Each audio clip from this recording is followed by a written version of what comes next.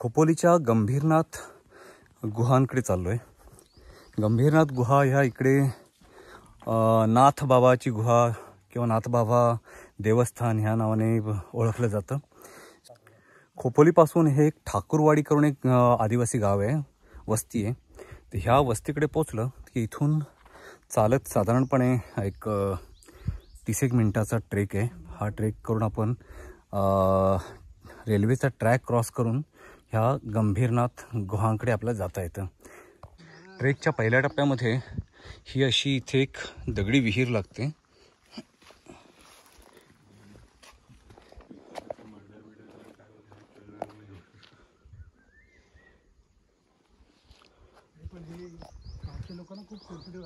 आणि ही विहिरीच्या बाजूने ही अशी वाट ही पुढे गुहांकडे जाते।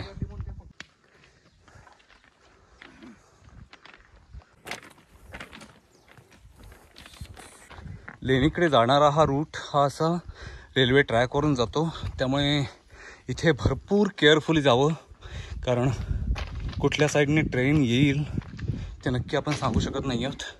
त्यामुळे ट्रॅकच्या साईडनेच चालणं हे जास्त सोयीस्कर असेल।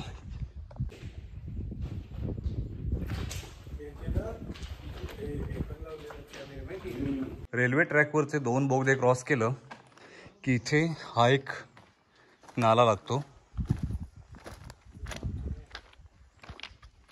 आणि ह्या नाल्याच्याच पुढे असं समोर हा नागनाथ मंदिर म्हणून एक बोर्ड दिसतो येलो कलरचा। हीच वाट आहे की इकडून आपण त्या मंदिराकडे जाऊ शकतो।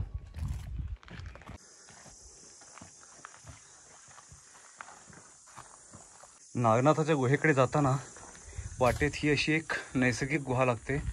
इथं हे टोळ आहेत आणि समोरच दिसते ती नागनाथाची गुहा किंवा मंदिर। तर आता आम्ही जवळपास एक 5-7 मिनिटाच्या अंतरात आहोत।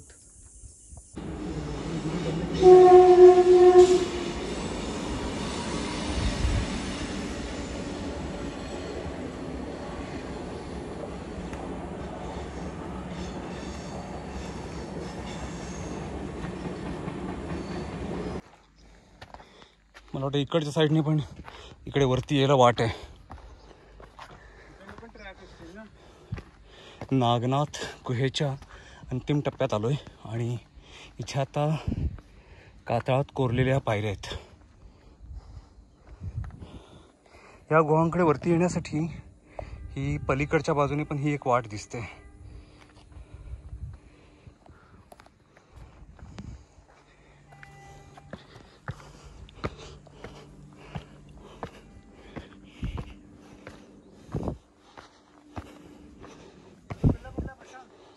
नागनाथ गुहेकडून समोर जे 2 जोडकिल्ले दिसत आहेत, हा आहे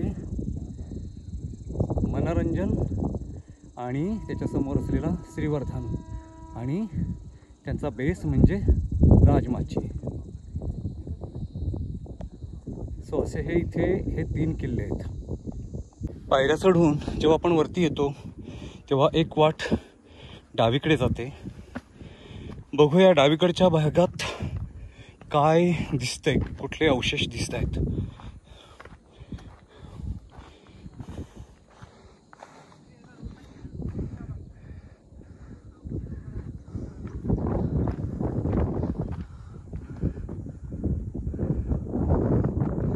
डावीकडचा भाग बघून जेव्हा आपण उजवीकडे वळतो तेव्हा इथे एक पाण्याचं टाकं लागतं। जसं प्रत्येक लेणीच्या बाहेर एक पाण्याचं टाकं असतं तसंच हे टाकं आहे, पण हे आता पाणी फार खराब झाले आणि त्या पाण्यावरती छप्पर बांधण्यासाठी हे दगडामध्ये कोरलेले खांब कोरण्यासाठी असलेले खोबण्या।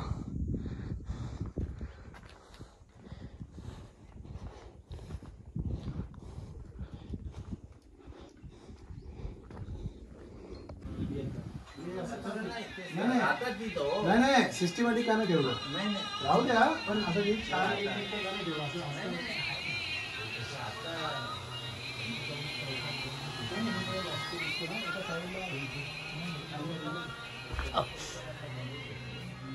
हे इथं आतमध्ये हे पाण्याचं टाकं आहे आणि ह्या पाण्याच्या टाक्यामध्ये बारमाही पाण्याचा स्टॉक असतो आणि हे इथे राहणारे जे पुजारी आहेत ते इथल्याच पाण्याचा वापर इथं पिण्यासाठी व जेवणासाठी वगैरे करतात.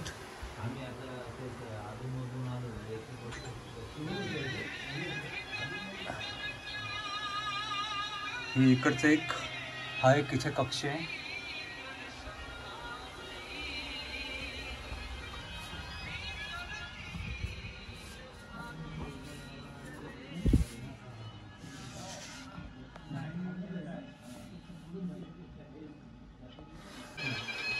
थांबा थांबा हां जाऊ.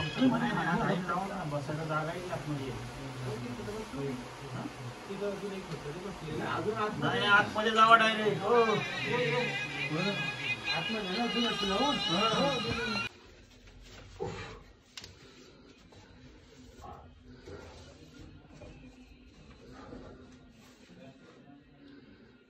ही आतली तिसरी गुफा आणि इथं फक्त 5-6 लोक बसू शकतील एवढीच जागा आहे. ह्या मधल्या गुफेमध्ये बऱ्यापैकी जागा आहे पण आत येणारा जो दरवाजा आहे तो एकदम छोटा, म्हणजे अगदी थोडासा हट्टाकट्टा माणूस असेल तर तो अडकू शकतो. ही नैसर्गिक केव आहे. या नैसर्गिक केवमध्ये आतमध्ये 2 पार्टिशन्सच्या भिंती बनवून त्याच्यामध्ये त्या खोल्या बनवलेल्या आहेत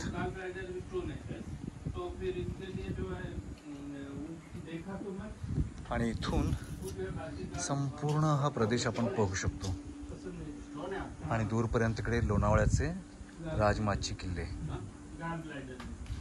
नागनाथ लेणीचा हा माझा ब्लॉग तुम्हाला कसा वाटला मला नक्की कळवा आणि इथं मी आता हा ब्लॉग संपवतोय.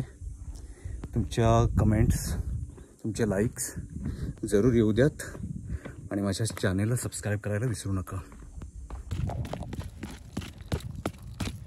क्रिस्टल स्टोन काढण्याची गणीभाईची चाललेली धडपड.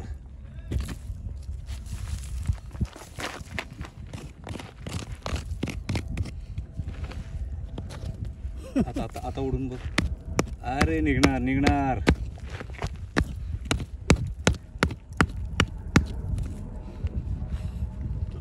येस,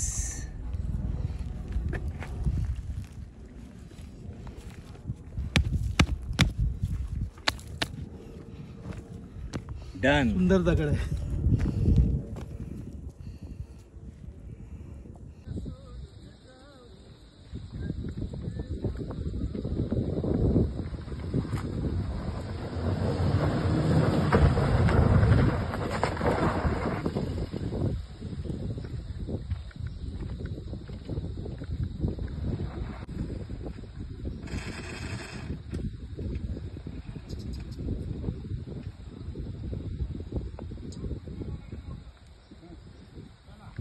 कच्च्या रस्त्याचा एक असा पॅच आलाय की जिथं पूर्ण धुळीचा रस्ता आहे आणि मोठे मोठे खड्डे आहेत त्या रस्त्यावरती. त्यामुळे इथं गाडी चढवणं थोडंसं कठीण होऊन जातंय. म्हणजे इकडून येताना पण मी बोललो होतो की इथून परत जेव्हा आपण गाडी चढवू तेव्हा थोडंसं जिकिरीचं होऊन जाईल, पण सोबतच्यानी ओव्हर कॉन्फिडन्समध्ये मला गाडी इथे घालायला सांगितली होती आणि आता इथं गाडी थोडी चढताना प्रॉब्लेम होतोय. त्यामुळे आता त्या रस्त्यावरती दगड टाकून आम्ही गाडी चढवण्याचा प्रयत्न करतोय.